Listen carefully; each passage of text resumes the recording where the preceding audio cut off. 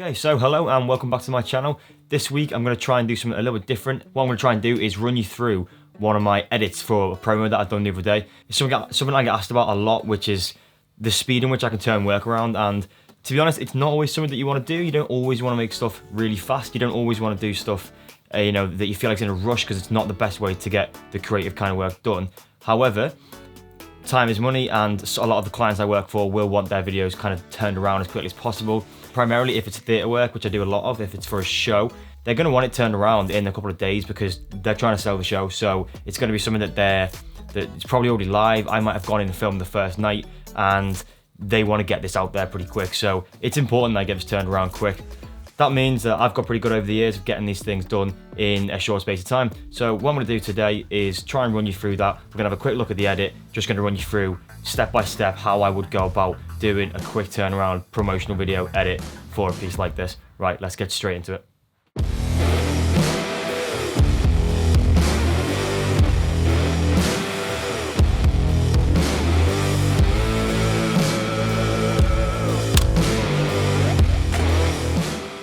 Okay, so we are recording. So what I'm now going to do is close down everything else. Steam, don't need that open, do we? Don't need Steam open, do we?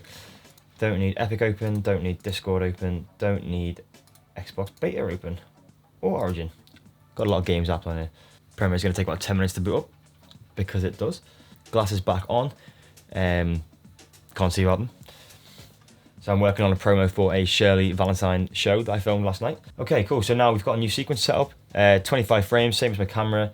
We're in 4K, so we're going to let that automatically change it over in a second for you. So if I go through my clips, which you'll see are very nicely sorted into different bins, massively would suggest being good at organization. If you can keep your timeline and your project organized, you're gonna have a much easier time later on. Okay, so we're gonna go to my clips bin, and then we're gonna just pick one of the first kind of clips, and we're gonna drop it onto the timeline. So now I'm gonna come up with this dialog box asking you to, if you want to match these settings or keep the ones you've got existing. This time, as we've shot 4K, and I want to have it as a 4K timeline, we're going to change sequence settings to match it to them. Cool. So now you can see we've got a timeline. We've got the clips in the timeline, and this is where I would start. We're in 4K, so I'm going to drop this playback down to a half or a quarter. The other alternative would be to make proxies for these.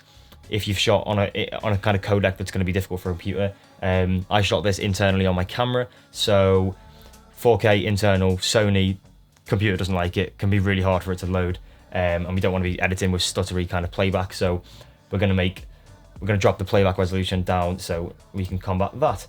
Right, so for a promo like this, first thing I would do would be to get the interviews. So we do a thing called Vox Pops, where we'll go through and in the halftime and at the end we'll speak to some of the audience members and we'll get some reactions for the show. These are what the promo is kind of primarily built around. So we're going to start with these, as these will be like the basis for this kind of video.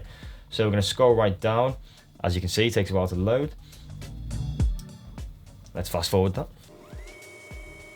Okay, just a quick one before we go any further, guys. I just want to address something. So I've got wisdom teeth coming through, which is probably why I sound a bit different to normal. Very hard to speak when half your mouth doesn't really want to move. So if anyone's noticed a bit of an audio difference to the way I'm speaking, it's probably just that. But yeah, back to the video.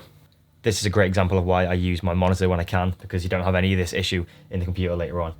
Right, okay, cool. So we've got this clip now. So if I drop this clip into the timeline, let's get rid of the one we've got. We're gonna have to get rid of these ins and outs.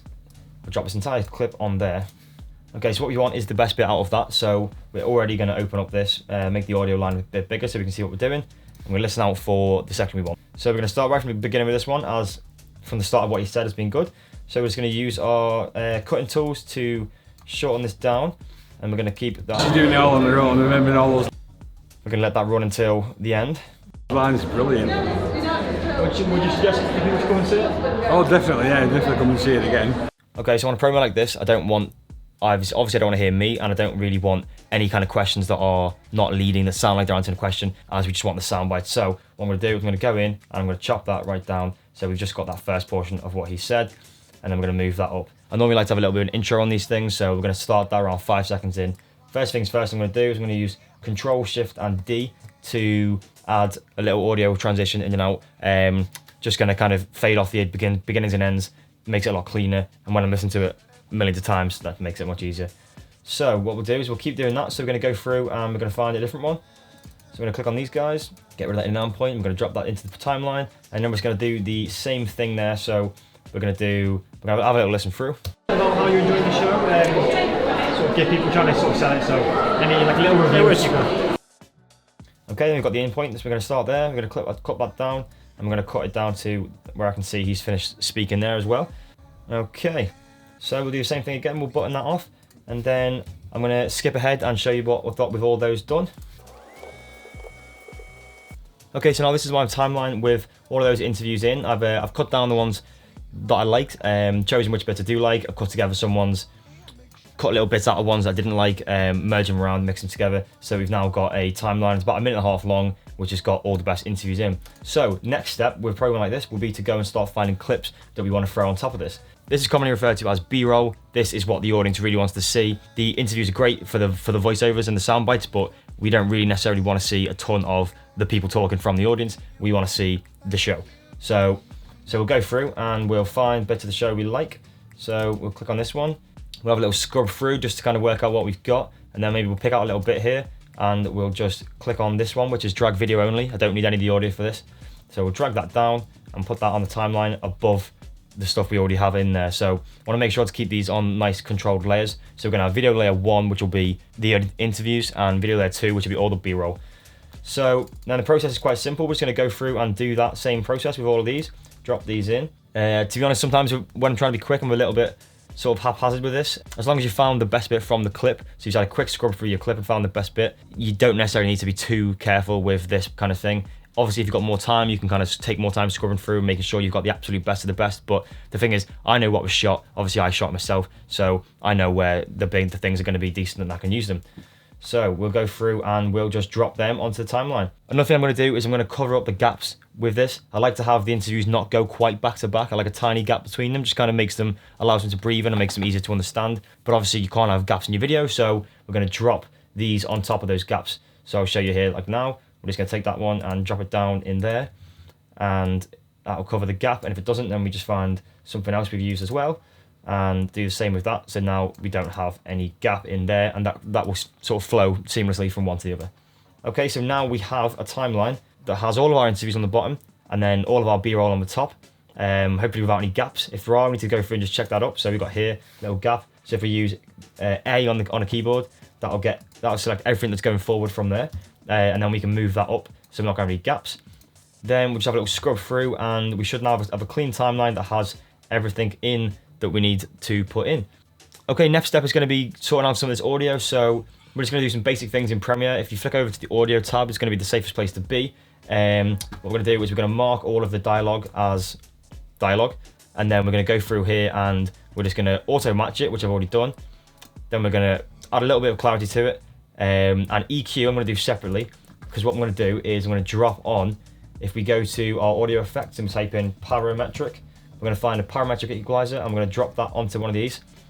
Okay, that's going to bring up this little parametric equalizer we can click on. We're going to edit that, and then we're going to click in this and go vocal enhancer. That will just put a bit of EQ on it and make it all sound a lot nicer in the long run, but it's bringing out the vocal. It's making, as I said, it's enhancing the vocal. Okay, then we're just going to copy and paste that. So if you go down into here, click on the parametric equalizer, copy, and then we're just going to select everything else and press paste. Then we're going to have that nicely on all of those clips. And then your dialogue, for something like this, your dialogue's probably pretty much sorted then. If you've got really, really noisy dialogue, you might want to go in to these settings and try and clean it up a little bit. There are some repair tools here, but I'd advise caution with these. You don't want to be too handy with these. You might take away some of the background, but you're going to introduce a lot of other problems. It's not going to sound very real, it's not going to sound very organic, and you're going to start having just kind of weird sound effects. So I'd be careful to try and get the audio right at the time if you can. Okay, so with this one, next thing I want to do is drop in the music. So if we go back to our other bins, we've got music here. We're just going to drop this track in here. If you're lucky, you'll have a whole track you can use, and then it makes it really simple for you. You might have to do some chopping and changing with the track, cut up a little bit. For this one, I actually had to cut up the intro, as the rest of the song has got vocals in that we didn't want. So it was just a case of going in, chopping up the intro, and sort of, taking that bit and then just copying and replacing it, make sure it was fitting together nicely. So I'll show you that now when that's all in. Okay, so again, I'm just going to make sure only audio level 2 is selected. I'm going to drop that in there, and then it will drop it underneath. So then we've got the music repeated now. What I now want to do is zoom in a bit and pull this out so we can see what we're doing. You can see these little lines on the screen here. These are my ducking points. This just means the music is going to go up and down based on what the dialogue's doing. So if we have a section where the dialogue kind of fades out for a minute, the music's going to come up slightly. This is something you see on TV all the time, and it's one of those things that if you get it wrong, you're going to notice it straight away. You need to be able to hear the dialogue, and the music just needs to sit underneath it nicely. So Premiere has a nice feature, which is really handy, which means we can go in here. So if we just go into all of these tracks and select it as music, then we've got this ducking panel here. If we select it, and then just press generate keyframes. So it's going to go through and generate these keyframes, which is going to do the volume. So that's going to make the volume go up and down depending on what's going on in the scene. So if I zoom in here, you can see it's done it for you there. As the dialogue ends, you've now got the music coming slightly back up.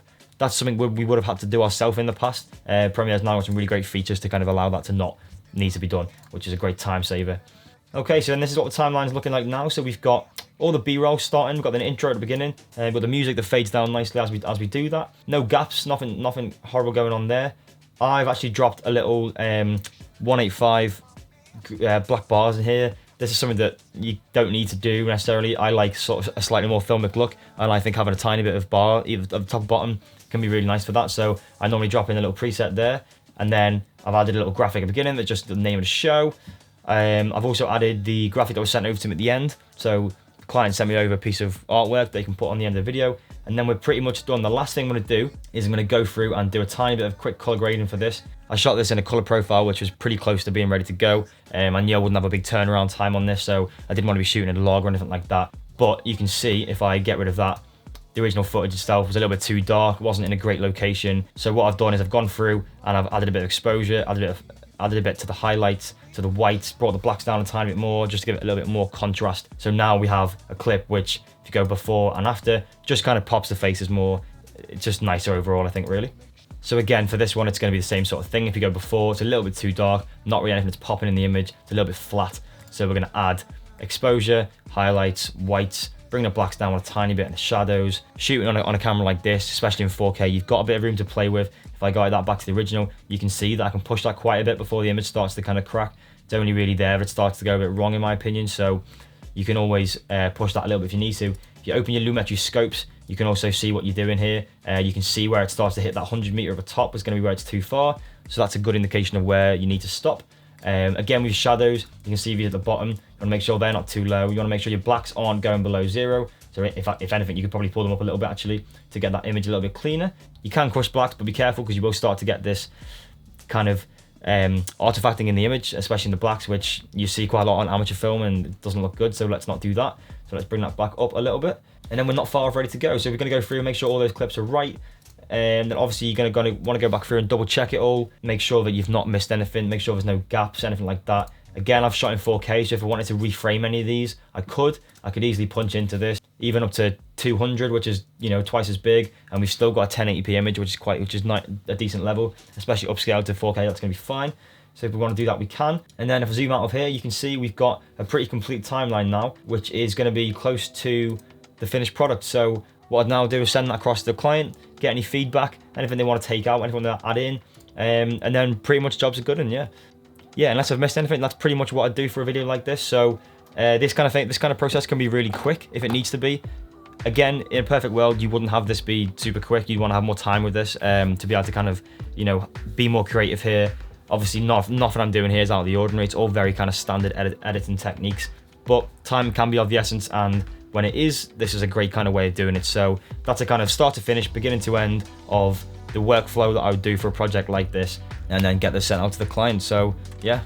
Okay, so I hope you found that interesting today, guys. That was just a quick look at the process. Obviously, there are other things that can go into it at times. Sometimes things are done differently. Different clients will require different kind of, you know, workflows and things like that. But for the most part, that is how I turn a video around if speed is of the essence, and that's something I want to do in a couple of hours to a day, that kind of turnaround. Something to bear in mind is always there's going to be edits after the fact. I don't think I've ever done a video that didn't have a client come back and say, yeah, brill, but you know, can we change this? Can we add this? Whether it's just graphics, whether it's music, whether it's logos, that kind of thing. So you need to expect to have some kind of back and forth with your client, but that's all about how you operate your business. So, okay, yeah, so next week I'm gonna try and get outside. I'm gonna try and do something a little different. Don't wanna always be sat in my office. So yeah, we'll look forward to that, and I'll hopefully see you then. Peace.